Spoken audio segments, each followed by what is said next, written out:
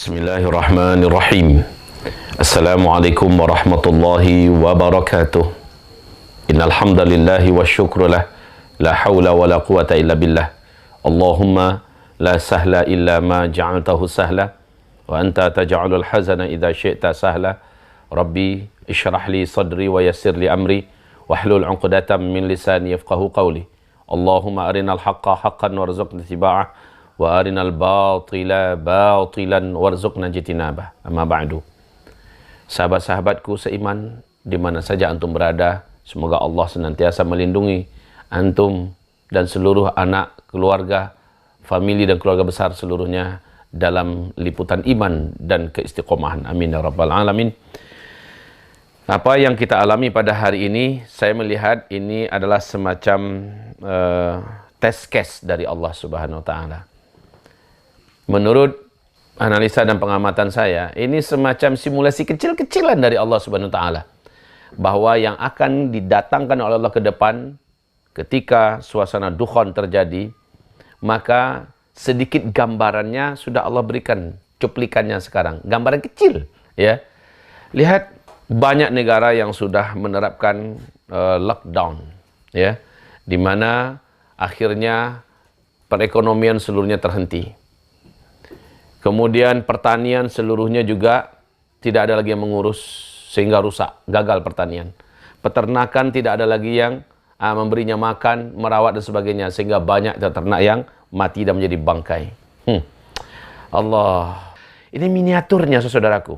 Pada puncaknya nanti dalam hadis sahih Bukhari dan Muslim, tidaklah terjadi kiamat sampai tetangga rela dan tega mendatangi tetangganya dan membunuh tetangga itu karena sepotong roti yang ada di tangan tetangga. Di riwayat yang lain Nabi mengatakan sampai tetangga menyangka tetangganya punya makanan lalu dia bunuh tetangga itu seluruhnya, kemudian dia obrak-abrik rumah ternyata tidak ditemukan sepotong makanan pun. Lalu dia coba ke tetangga yang lain dan dia lakukan hal yang sama. Ini akhir zaman, betapa menegangkannya suasana. Ini adalah miniatur yang berat saudaraku. Saat-saat lapar itu Rasulullah memberikan solusi kepada umat. Saat-saat beratnya ujian itu Rasulullah memberikan solusi kepada umat. Maka merenunglah kita, apa yang bisa kita lakukan dalam kondisi seperti itu. Emas yang banyak pun ternyata untuk beli makanan emasnya nggak berguna. Karena tidak ada makanan yang bisa ditukar dengan emas. Ketika kita punya uang, ya, uang yang ada pun tidak bisa dibelanjakan kemana-mana. Pertama karena kita dilarang keluar. Yang kedua makanan yang mau dibeli juga sudah habis. Kalaupun ada, harganya sangat tinggi, bisa-bisa uang kita tidak berharga. Dan betul kata Rasulullah sallallahu alaihi wasallam.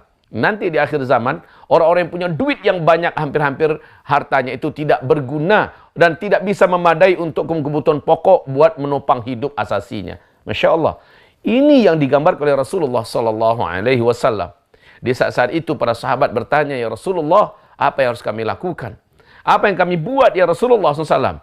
Apa yang harus kami makan pada masa itu? Jawaban Nabi SAW adalah, makan minum kalian ada pada saat itu adalah zikir. Seperti makannya para malaikat. Saudaraku, apakah ini mungkin? Bagi orang munafik ini mereka akan tolak ini. Nggak masuk akal katanya.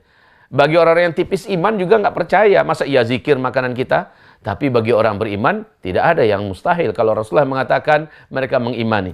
Saat itu kata Rasulullah, subhanallah, walhamdulillah, wala ilaha illallah, wallahu akbar, akan menggantikan makanan.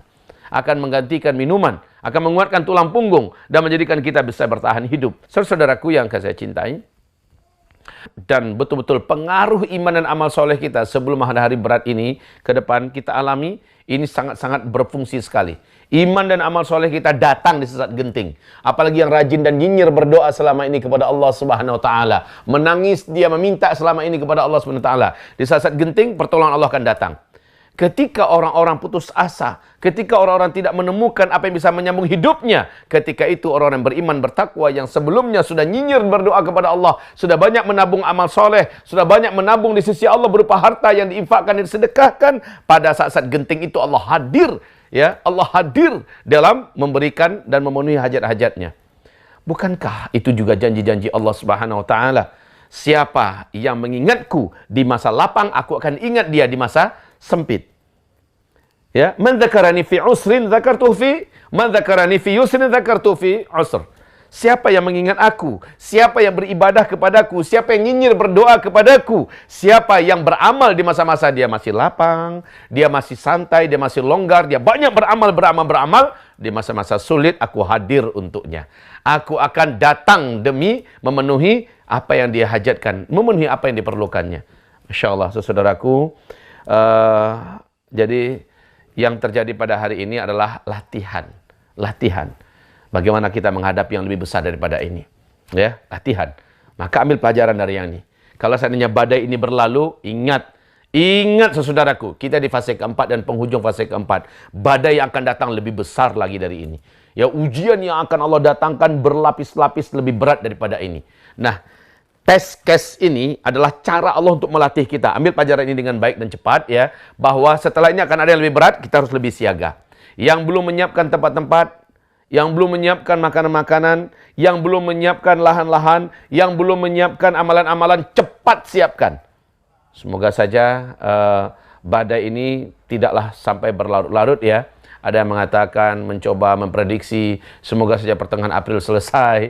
Ayo kita mengaminkan saja. Ada yang prediksi kayaknya nanti akhir April, ada yang memprediksi nanti mungkin Mei, ada yang prediksi, semua prediksi itu adalah akal-akalan manusia dengan ijtihad mereka, sesuai dengan kapasitas mereka untuk berbicara. Kalau kita mengatakan bagaimanapun saja, serahkan pada Allah.